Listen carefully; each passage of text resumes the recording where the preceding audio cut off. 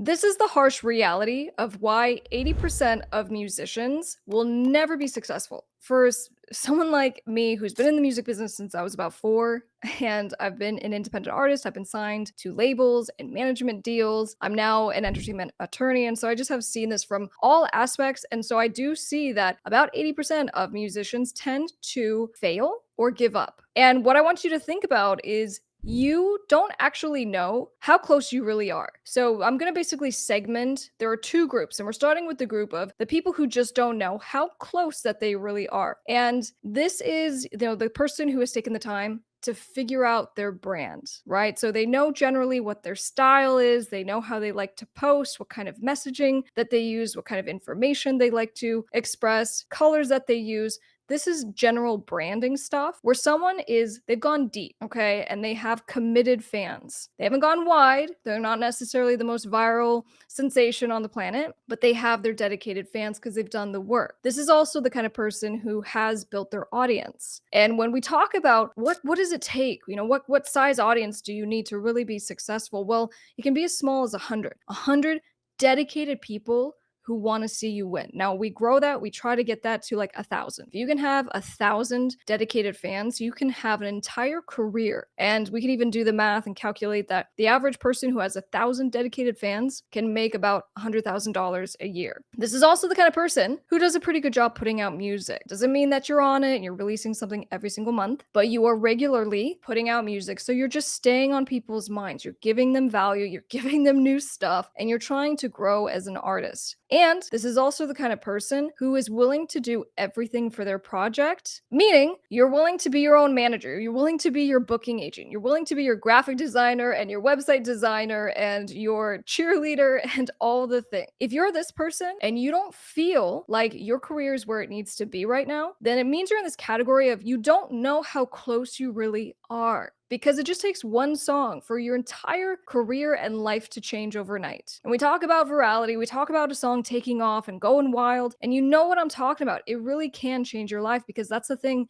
that propels you to success. We also use this analogy when it comes to when you get a big song placement in TV and film. One thing can change your entire career, and that can be a post on social media that maybe you didn't think would do very well. So if you are the person that I just described, please don't stop. Please continue because you are the only person that can get yourself to that level of success because you never gave up. There's another category, and these are the people who don't know how far away they really are. And a part of this starts with just this general entitlement to success. And, we think about, well, for example, there's so many artists and bands and producers in the music business. It's so oversaturated. And that's a part of the problem. One of the most amazing things is that anyone can have a music career. One of the worst things is that anyone can have a music career. So that means that if Spotify is ingesting 1 million new songs every month, that's your competition. That's kind of scary. So there's an oversaturation issue.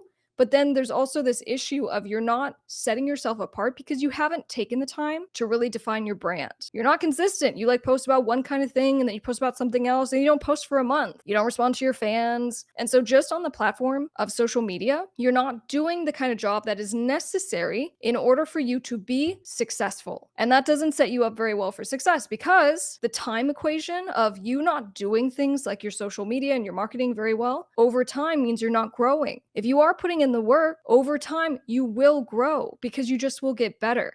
From when I started in 2018, feeling very opposed to social media and doing pictures and selfies and all this stuff. Nonetheless, over time, it went from 5 people liking a post to 5,000. And then at one point, 50,000. Just these massive jumps that happened over years because you just end up doing it, tens of thousands, a lot. You end up posting a lot, basically. All right. So also in this category of you don't know how far away you really are is that you are being inconsistent, but then let's talk about financial struggles. I want to be clear with this. It costs money to have a music career. You're doing shows, you're doing music videos, you're selling merch, you are getting in the studio, you're hiring people to mix and master your stuff. That takes money. So does it mean that you can't have a music career if you don't have money? No. You can have, and I'll just use myself as an example because for me when I was 16, I didn't have any money. I came from a very poor family and I was in school. I was in college by the time I was 16. I didn't have any money. So I started to figure out ways to just convince people and get them as excited about my projects as I was. And that's how passionate I was. And I wasn't willing to use any excuses. Now, you do want to have a way to fund your career, but I'm saying don't ever allow anyone or anything to stop you. Like, how badly do you want this? And so that's why I've dedicated this entire channel, and what I do with my school when I work with people directly is to teach you how to get to six figures annually for yourself through your music, and how to actually monetize yourself so that everything you do matters. It's not just about making music. It's not just about connecting with fans. That is a huge part and a benefit of what you do. But in order to make this something that's actually sustainable, you have to learn how to use your skills and what you do and your popularity to bring in money. That's what record labels do. So that's why I tell you, learn to think like a record label. So if you're in this category over here where you're not regularly on top of what you're doing, you're not releasing music, you're not working on your branding, you're not figuring out how do I make this thing profitable, then you don't know how far away that you are. Because it's the same as, I use the cake factory analogy, or let's say a bakery. If you wanted to start a bakery, guess what? You have to learn how to bake the goods and buy the equipment and run the store and hire staff. It's the same thing for your music career. Now, let's talk really fast about, well, what if you have limited industry connections? You don't know anybody. So how are you possibly ever going to make it? And you might as well just give up if you don't have connections.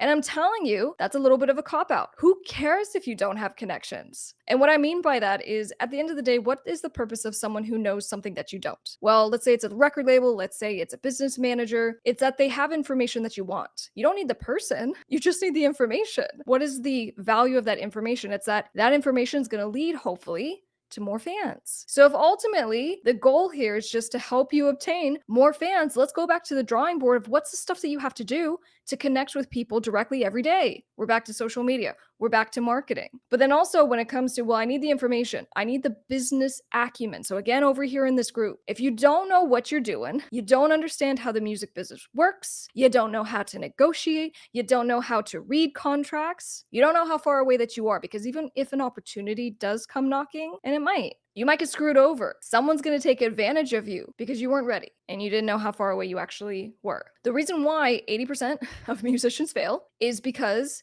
they either don't know how far away that they are, and they need to take substantial steps to learn the information about the music business, to understand contracts, to actually implement their social media and their marketing and their branding, or they're in this other group where they didn't know how close they actually were and they gave up. And I don't think that you should fall victim to this false belief that somehow you should put a time limit on what you love and what you're passionate about. And so if it's been a couple years, if it's been 10 years, if it's been 15 years, and things still aren't going quite the way that you want, it's not the time for you to give up. It's the time for you to take a step back and go, in either group that you're in, what is the thing that I need to do? Because in this group, it's that you just need to keep going and you keep trying things and you keep refining, because what you're doing is good. And in this other group, you need to take a step back and be like, you know what? Maybe I'm feeling a little entitled just because I've tried and I put myself out there and it didn't go viral. So forget everybody. I hate this. I'm giving up. Instead, let's figure out what you need to learn, and actually let's take a step towards understanding the music business,